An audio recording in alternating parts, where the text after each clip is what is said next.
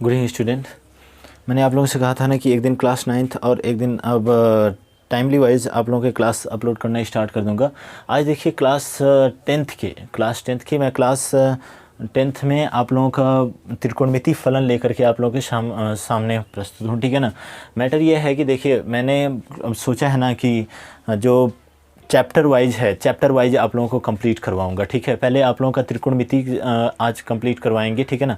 आज नहीं कंप्लीट करवाएंगे, मतलब कई क्लास में कंप्लीट करवाएंगे। ठीक है ना। और एक ही दिन में तो त्रिकोणमिति कंप्लीट होना ये पॉसिबल नहीं है। ठीक है। तो सुनिए, आज सारे के सारे आज फार्मूले डिस्कस करूंगा आप लोगों के सामने। ठीक है ना। और कल से हम लोग आ जाएंगे क्लास पे अपनी। ठीक है। सबसे पहले त्रिकोणमिति की क्लास इसलिए अपलोड कर रहा हूँ ना क्योंकि यहाँ से क्वेश्चन बहुत सारे एग्जामिनेशन में, और ये बेनिफिशियल रहता है 11th वालों के लिए ही। ठीक है ना। 11th वालों के लिए 12th वालों में इंटीग्रेशन और डिफ्रेंशिएशन आता है, वहाँ से उनके लिए भी बेनिफिशियल रहता है। तो इसके लिए मैं यहाँ आपको त्रिकोणमिति का वीडियो अपलोड कर रहा हूँ। ठीक है। इसको देखते रहिएगा बच्चे। यहाँ पे देखिए स्टार्टिंग जो होती है त्रिकोणमिति की, एक आता है फार्मूला लाल बटे के कक्का। ठीक है ना।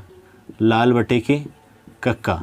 देखिए मैटर क्या होता है कि ये आपका होता है लंब। ठीक है ना। लंब, और लंब के बाद होता है आधार। ठीक है। देखिए ध्यान से देखते रहिए। आधार के बाद फिर क्या होता है, लंब होता है। ठीक है ना। इसके बटे के क्या होता है, कर्ण, और फिर क्या होता है, फिर के फॉर कर्ण ही होता है, और फिर क्या होता है, आधार। तो इस चीज़ को बड़े ही ध्यान से देखिए आप लोग। ठीक है।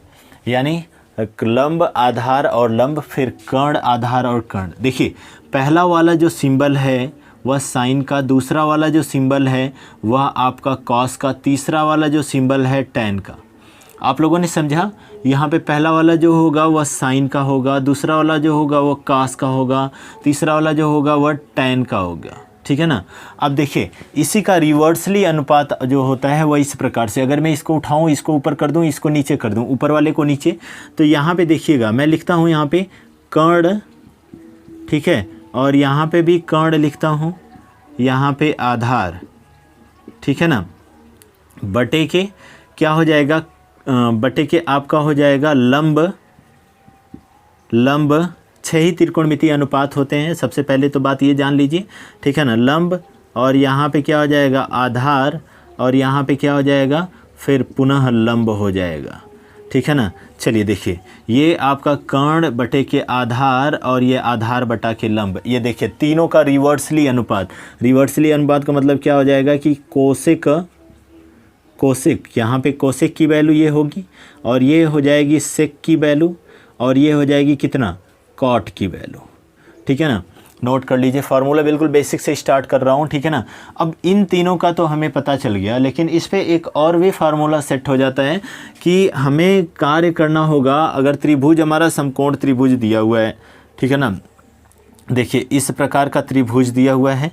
ठीक है ना। तो ये जो होगा यह ए, बी और सी, इसको जो हम लोग बोलते हैं ये कर्ण बोलते हैं। ठीक है ना। इसको जो बोलते हैं ये हमारा लंब होता है, और ये क्या होता है, ये आधार होता है। ठीक है ना। आधार होता है। अब पाइथागोरस प्रमेय भी चूँकि हमारा ही उसका ही पार्ट है, तो हम लोग यहाँ पे लिख लेते हैं कि पाइथागोरस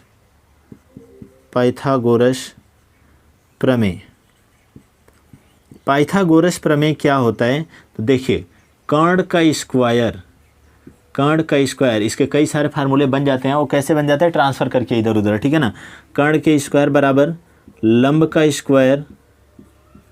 का स्क्वायर प्लस कितना हो जाएगा, आपका आधार का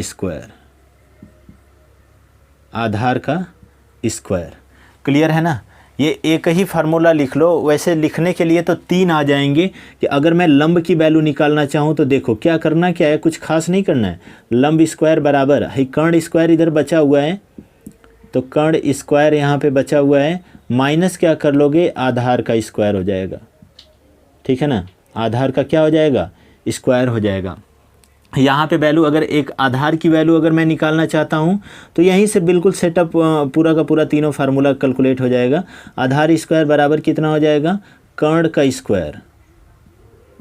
का स्क्वायर माइनस कितना, लंब का स्क्वायर। लंब का स्क्वायर, ठीक है ना। ये तीनों का तीनों आप लोग नोट कर लो, ठीक है ना। नीचे से चलता हूँ मैं लेकर के, ठीक है। दो पार्ट्स में इसको डिवाइड कर देता हूँ और हम लोग दो पार्ट्स में डिवाइड करके देख लेंगे इसको फार्मूले को, ठीक है। चलिए यहाँ पे अब बात, ये तो रही बेसिक्स की बात, ठीक है ना। अब रिवर्स अनुपात हम लोग देखते हैं कि साइन का क्या होता है। सबसे पहले साइन का देख लेते हैं, ठीक है ना। तो यहाँ पे साइन थीटा है अगर, तो उसका 1/के कोसेक थीटा होता है, कोसेक थीटा होता है। उसके बाद यदि आपका कॉस थीटा है तो 1/के सेक थीटा होता है, ठीक है ना। और यदि आपका टैन थीटा है, टैन थीटा, तो 1/के कितना कॉट थीटा होता है, ठीक है ना। इसका रिवर्सली अनुपात यहाँ पे है, ठीक है ना। देखो कॉस थीटा जब यहाँ पे लेकर आएंगे तो ये साइन थीटा इधर चला जाएगा, ठीक है ना। तो कोसेक थीटा बराबर, कोसेक थीटा जब यहाँ पे लेकर जाएंगे तो साइन थीटा बटे में चला जाएगा, 1 की कितना हो जाएगा साइन थीटा, ठीक है। फिर सेक थीटा यहाँ पे जाएगा, सेक थीटा यहाँ पे जाएगा तो 1 की क्या आ जाएगा कॉस थीटा, ठीक है। फिर ये कॉट थीटा यहाँ पे जाएगा तो कॉट थीटा बराबर कितना हो जाएगा 1 के टैन थीटा, ठीक है ना। देखो ये बेनिफिशियल बहुत अच्छी खासी, मैं रूल्स की ये आपका फार्मूले की क्लास दे रहा हूँ, ठीक है ना। क्लास 10th के लिए, क्लास 11th और 12th के लिए भी हो जाएगा, ठीक है ना। लेकिन वो बेनिफिशियल है और सभी क्लासों के लिए बेनिफिशियल है, ठीक है ना। और देख लीजिए ये वाला जो है ना वो एसएससी वाले भी और इसमें बैंकिंग वाले भी, और यहाँ पे ये बात बताऊँ रेलवे के एग्ज़ाम्स में भी कुछ क्वेश्चन आ जाते हैं त्रिकोणमिति से, तो उनके लिए बहुत बेनिफिशियल है, ठीक है ना। चलिए यहाँ पे देख लेते हैं। अब बात आ जाती है, इतने तो फार्मूले हमारे कैलकुलेट हो गए। अब यहाँ पे बात जो आती है, एक होता है स्क्वायर वाला, sine square theta plus cos square theta बराबर 1। अब इसको मैं अगर इधर ट्रांसफ़र करूँगा तो ये साइन स्क्वायर थीटा बराबर कितना हो जाएगा 1 माइनस कॉस स्क्वायर थीटा, ठीक है। अब यहाँ पे अगर मैं कॉस स्क्वायर थीटा की वैल्यू निकालूँ तो यह कितना हो जाएगा 1 माइनस साइन स्क्वायर थीटा, ठीक है ना। ये तीनों रहा। उसके बाद यहीं पे आ जाता है कि टैन स्क्वायर थीटा, ठीक है ना। यहाँ पे ऐसे कर लो, sec square theta minus tan square theta बराबर 1 होता है, ठीक है ना। इसको जब इधर ट्रांसफ़र करोगे तो सेक स्क्वायर थीटा बराबर कितना 1 plus tan square theta, tan square theta, ठीक है ना। अब यहाँ पे टैन स्क्वायर थीटा तो है ही, तो टैन स्क्वायर थीटा बराबर यहाँ पे सेक स्क्वायर थीटा माइनस 1 हो जाएगा, ठीक है ना। ये तीन फार्मूले। एक और आ जाएगा इसमें कोसेक स्क्वायर थीटा और माइनस कितना आपका कॉट स्क्वायर थीटा बराबर कितना होता है 1 होता है। तो कोसेक स्क्वायर थीटा बराबर कितना हो जाएगा, तो यहाँ पे 1 प्लस कॉट स्क्वायर थीटा हो जाएगा, ठीक है ना। और लेकिन जैसे ही मैं यहाँ पे आपका कॉट स्क्वायर थीटा बराबर निकालूंगा तो कॉट स्क्वायर थीटा बराबर कितना आ जाएगा कोसेक स्क्वायर थीटा माइनस 1, ठीक है ना। इसको नोट कर लो। इसके बाद आगे चल लेते हैं, ठीक है। आगे देखो, एक आपका पॉजिटिव में आता है, पॉजिटिविटी में आता है, जैसे कि आपका साइन ए प्लस बी, तो यहाँ पे क्या हो जाएगा sign a into cos B, ठीक है ना, plus cos a into sine b. Clear है। अब यहाँ पे आपका साइन ए माइनस बी, अच्छा एक बात समझिए, दोबारा लिखने की ज़रूरत ही नहीं है। इसमें मैं अगर माइनस कर दूं साइन प्लस माइनस बी, तो ये बीच में बस क्या हो जाएगा माइनस हो जाएगा, अगर माइनस यहाँ पे आएगा तो, ठीक है ना। अब यहाँ पे कॉस ए माइनस बी, ठीक है ना। तो यहाँ पे जो होगा वह कॉस ए इंटू कॉस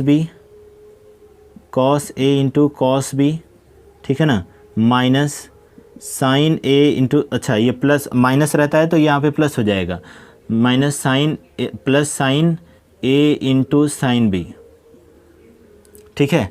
अब यहाँ पे जो बात आती है कि cos a minus b equal to, तो यहाँ पे हो जाएगा cos a into cos b minus sine a, यहाँ पे प्लस वाली ले लो, ठीक है ना, minus sine a into sine b. Clear है। ये रहा पोजीशन, ठीक है ना। यहाँ पे इतना सॉल्व करने के बाद ये आप लोग एक बार स्क्रीनशॉट कर लो, फिर इसके बाद मैं आगे लेकर के चलता हूँ, ठीक है। चलिए ये हो गया, ठीक है। अब इसमें मैं आगे लेकर के चल रहा हूँ, ठीक है ना। ध्यान से देखिएगा, ध्यान से आप लोग देखते रहो। फार्मूले की क्लास, ठीक है ना। आई होप दैट फार्मूला बहुत ज़बरदस्त लग रहा होगा, ठीक है। चलिए देखते हैं, इसको मैं हटा दूँ। इधर दिखाई दे रहा था कि नहीं? हाँ, लास्ट तक दिखाई दे रहा है, ठीक है। अब यहाँ पे चलते हैं आगे, ठीक है ना। आई होप दैट कि आप लोग स्क्रीनशॉट कर लिए होंगे, ठीक है। और इसमें आगे देखिएगा,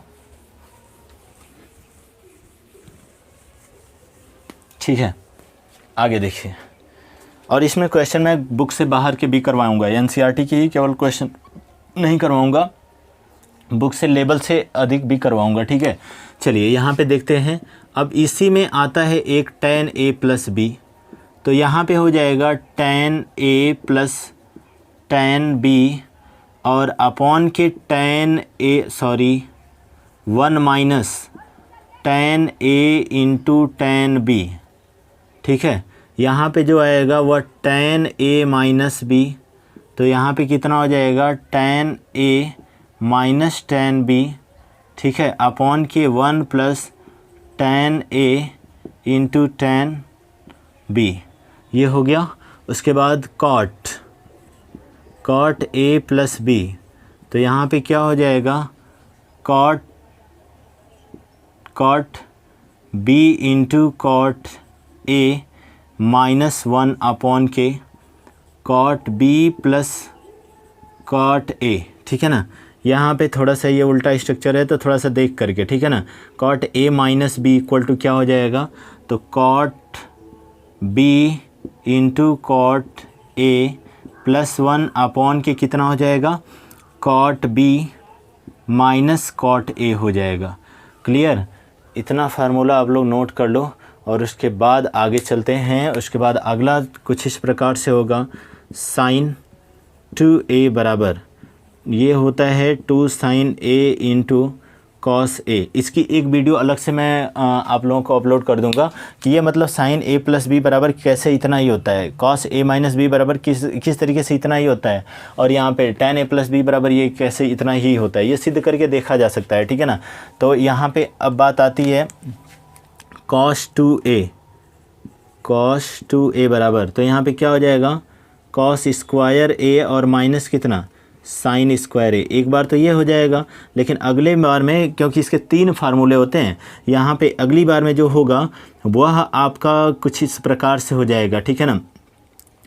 2 cos स्क्वायर a माइनस 1, एक बार हो जाएगा आपका 1 माइनस 2 sin स्क्वायर a, ठीक है ना। इतने आप लोग लिख लो, नोट कर लो, इसके बाद आगे चलता हूँ, ठीक है।